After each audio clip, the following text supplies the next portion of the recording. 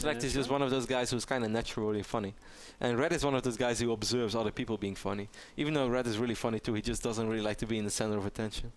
Yeah, Select and Red could be great friends, because Select could be the funny guy, and Red could be the guy that's just like... Yeah, I approve. He gauges the jokes. Yeah. He's like, yeah, Select, that was a good one. Yeah. And so he's like, yeah, of course, man. I've been laughing on my own joke for like 10 minutes. Not bad. And Red's like, yeah. Not bad, kid. Good stuff. You see Red, Select, of course, being Dignitas Terran spawning on the right top side of this map, and Liquid Red being our Teal Zerg spawning on the left top side of this map. Now Shakuras plays out a little bit different than Antigua. If Red wants to go for a similar playstyle, it's going to be a lot tougher for him to secure this third base. And like since the pushing distance is a lot shorter, it's also going to be much easier for Select to do something about it if Red would go for the same playstyle, which I do not expect.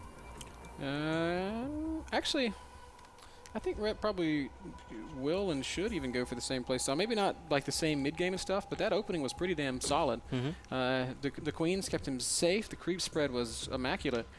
Okay. Why wouldn't you open that way? What could Select really have done differently to... Well, what if he goes for one of those MVP pushes with a lot of Marines and even without Sim, just a really early push? Where is Select going to take his third, here or over here on the left? The Red or bottom? Select?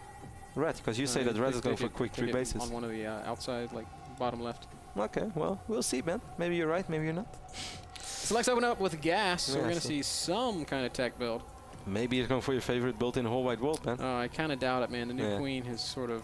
ended the day of the Reaper Expand. Oh wow, I never even thought about it like that. Since nobody even took that build serious anymore besides Mr. Bitter. It's really funny, by the way, guys. Like sometimes when we meet up with some pro players and then like we ask them like, do you watch NASL? And they're like, yeah, we watch sometimes. Like, yeah, it's fun. And then like the Terrans are always like, yeah, but Mr. Bitter, you really have to stop with this Reaper Expand stuff because it's really not a good build. And then Ben is like, hey, it's the best build ever, man. It's such a fun build. It's such a good build. And then we have all these top Terrans telling him like, no, it's really not that good. And Ben goes in, no guys, it's really good. Hey man, I don't need their support. I have Cloud's support. Cloud will tell you that Reaper Expand was good before the new Queen. Yeah. But the new Queen has killed it. The new Queen has killed a lot of things. Like really a lot of things. See the factory going down, so we might actually see Hellions this time before Command Center, and I guess that's going to be the only change. I don't think we're going to see Blue Flame Hellions either, it's just probably going to be normal Hellions. Red did get a faster gas, and if I had to make a prediction, I'd say that he's going to throw some sort of all-in at Select. Shakuras is not the easiest map to play late game against Terran, and you know, even if Red were to lose here, he can pick his own map for the final, which would probably be something like Daybreak. We'll see. Well, he's just going to mine 100 gas as it seems. Then he's going to start Zergling speed straight away. He's going to pick up that SCV. Select did get a nice scout up, but now Red is going back to mining straight away. So maybe it was just a mine game by Red. See, Mr. Bitter knows what he's talking about. Red's going to be doing something wonky. Either roaches or banelings, maybe even both. We'll see how many drones he builds. Usually, if you're going to go roach baneling, you stop around 35 But drones. don't you think it's going to be super hard for him to hide against these quick Hellions from Select? Well, I don't think Select's going to be able to get up into the main of Red. No, he doesn't have to go to the main, but he's going to at least control the Selnaga Watchtower, and he should be down the ramp. So as soon as these roaches walk down the ramp, now of course Shakuras is not the biggest of the maps out there, but still, it gives Select a little bit of time to at least hold. That's true. And he's going to get quick stim. Do we have a tech lab? Yeah, we have a tech lab on the barracks. So one bunker with a Marauder band. Yeah, all the pieces are in place for he's even going to stop with Hellions already. So he's just really only making 2 Hellions, man, just to control the middle, just to control the Selnaga Watchtowers. And throwing down a second barracks, so Select's going to be in, you know, bio production mode. Ret is going to make not even that many roaches. Maybe he just wants to get defensive roaches, Kev. He's not got that much money. No, I don't believe that, man. Red would not make 4 defensive roaches. Definitely not 5. You're right. I think even the Spinecrawler is part of the process to trick Select. Yeah, it doesn't really make a whole lot of sense, and that the Spinecrawler, I mean, those extra minerals kind of slowed down his ability to produce roaches. Yeah, but I think that's part of the mind game. Like, Red just wants to sell something really convincingly. If you want to sell something, it has to be so good that you believe in it. Red is like, if I was playing Terran right now, I would never push. Or I would never expect a push of Zerg. Why would he make a Spinecrawler? Well, here come those roaches, and of course Select sees them right away. Immediately starts a bunker in his natural. How many units does Select have? Well, he's got 4 Marines, and immediately starts building a Marauder. Bunker on the low ground, bunker on the high ground. I do think that SeleCT's going to be just fine. There's no Baneling nest. Yeah, that bunker on the high ground is really the bunker that I want to see. When the bunker on the low ground is all fine, but that one is going to be on the fire straight away. And now these speedlings are going to make their way across the map as well. He's going to need that bench. And what is this going to be? He's going to actually make... he wants to... Ooh. I don't know if SeleCT is going to be just fine, but I think he's going to be in quite a bit of trouble. He's got SCVs there for... Oh, actually, you know what?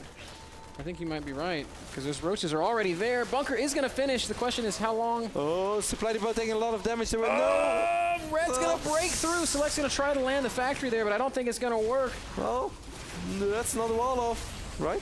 No, it's not. And Ret is through, and SeleCT is 40 supply down. Oh, but only Zerglings can go through. Roaches can go through, so it's not all bad. It's pretty bad, because these Zerglings are dealing a ton of economic damage, while SeleCT only down to 24 supply. That's it, man. SeleCT is...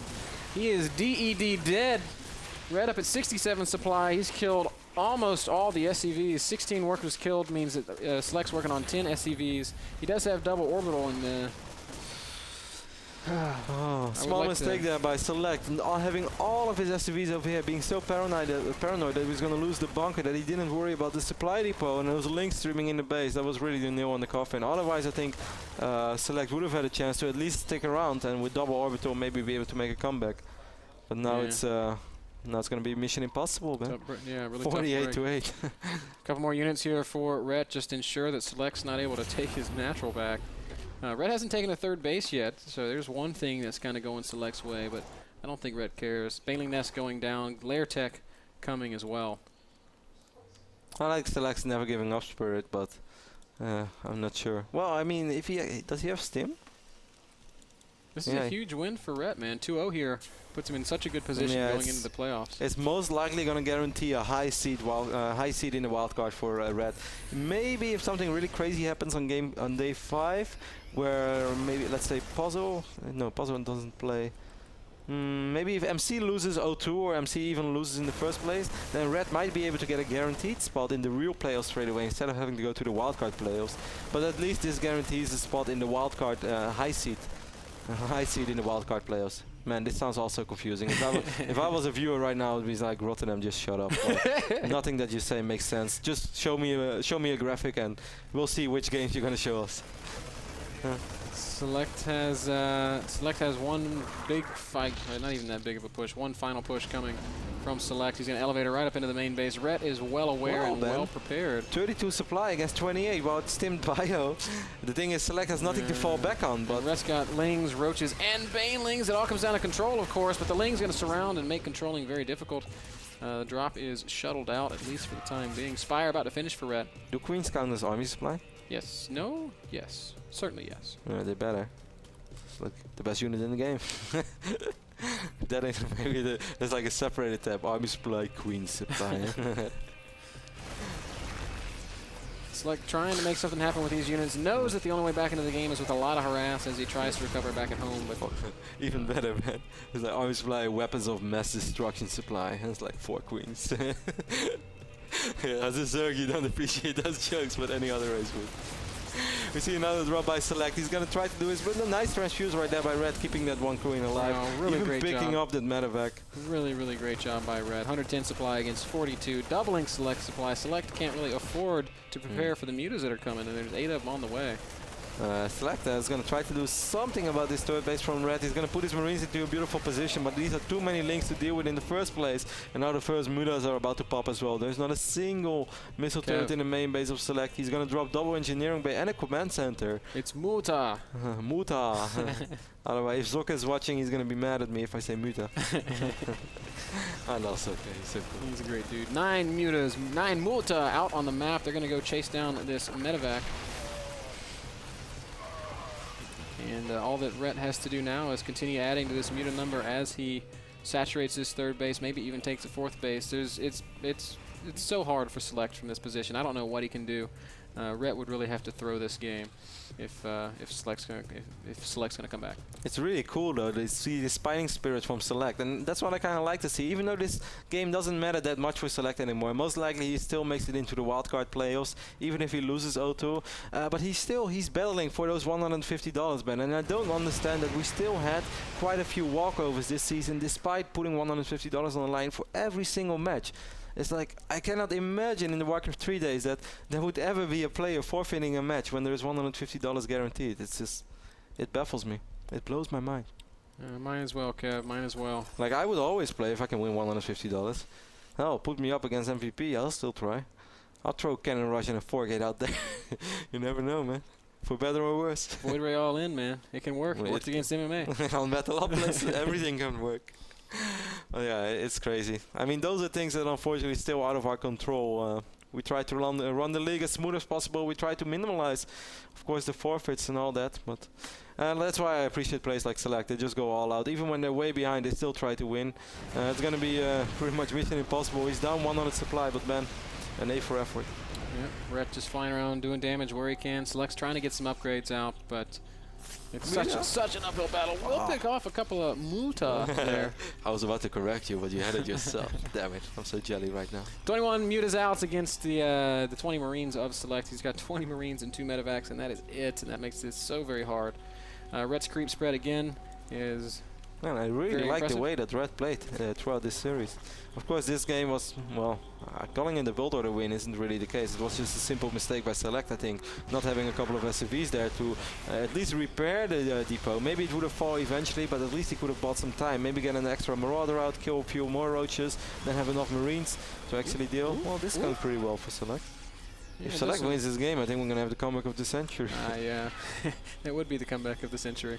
Cass would have said he was winning all along, but no, Cass, he was not. And he would have had evidence to fall back on. Yeah.